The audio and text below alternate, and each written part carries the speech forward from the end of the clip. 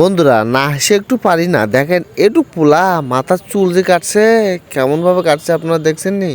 তো আমি সেলুনিতে গিয়েছিলাম, তো সেলুনিতে যাওয়ার পরে দেখি এই পোলা কত বয়স হবে, 12 থেকে 13।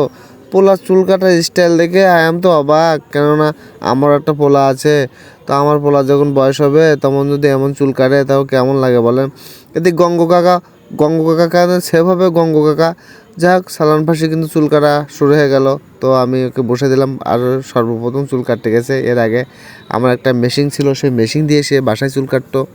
তো যাক সালান ফাঁসি ভয় ভয় করতেছে, আসলে নতুন চুল কাটতেছে। তো এর আগে আমি মেশিন দিয়ে চুল কাটতাম, আমার বাসায় খুব সুন্দর হতো। কিন্তু ইদানিং আমি তো অত ভালো ছাড় দিতে পারি না, এই জন্য সেলুনিতে আমি নিয়ে আসছি। আমি বললাম মাব্বু চলো তোমাকে আমি সুন্দরভাবে চুল কাটিয়ে নিয়ে আসবানে। তো যাই হোক সালাম পাশে চুল কাটতেছে, কিন্তু ওই যে ছেলেটার ভাব ভঙ্গি দেখে আমি তো অবাক। আমি বলছি ছেলে তোমার বাবা কি করে? বলে বাবা ভ্যান চালায়। আমি তো মার্শাল্লাহ, তোমার বাবা ভ্যান চালায়, তুমি যে ছাড় দিছো বাবা, তা তোমার বাসায় গেলে তোমার ভালো মন্দ খাইতে দেবে, তোমার গোস্ত খাইতে দেবে, তোমার মাছ খাইতে দেবে, পেটা টেটা বানিয়ে তোমার আম্মু তোমার খাইতে দেবে। তো যাই হোক ছেলে আমার একখানা আছে, এই জন্য আমি আর বেশি কিছু বললাম না। আমি জানি দেখেন এই বয়সে তাই কইছে যে আব্বু আমি মুস্তান ছাড় দেবো।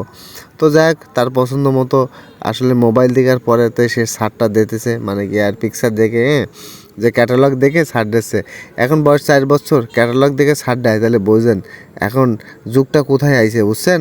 মানে আমার কথা কি আপনারা ভালোভাবে বুঝতে পারতেছেন যে ক্যাটালগ দেখে সে আসলে মাথার ছাড়টা দিচ্ছে।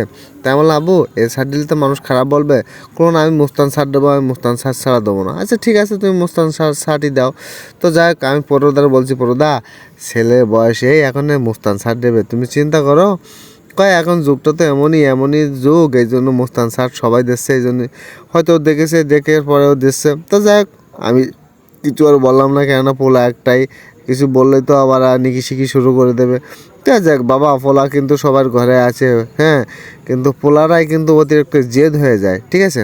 তাই যাই হোক চুল কাটা শেষে আমি এখন একটা কথা বলবো আপনাদের। চুল কাটা শেষ হওয়ার পথে আমি কথা বলতে চাই এটা, যে ছেলে মেয়েদের বেশি একটা আসপদ্দা দেওয়া ভালো না, কিন্তু ওই যে একটা ছেলে এই জন্য সবাই আসপদ্দা দেয়, বা একটা মেয়ে সবাই একটু আদর করে যত্ন করে, হ্যাঁ।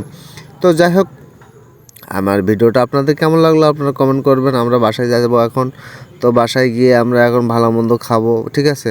তো যাই হোক আমাদের চুল কাটা কেমন হয়েছে আপনারা কমেন্ট করে বলবেন। আর চুল কাটা যদি খারাপ হয়ে থাকে তাও কমেন্টে বলবেন, হ্যাঁ। তো ওই সাইডের কথা আমার মনে পড়তেছে যে কিভাবে চুলটা না কাটলো, ঠিক আছে?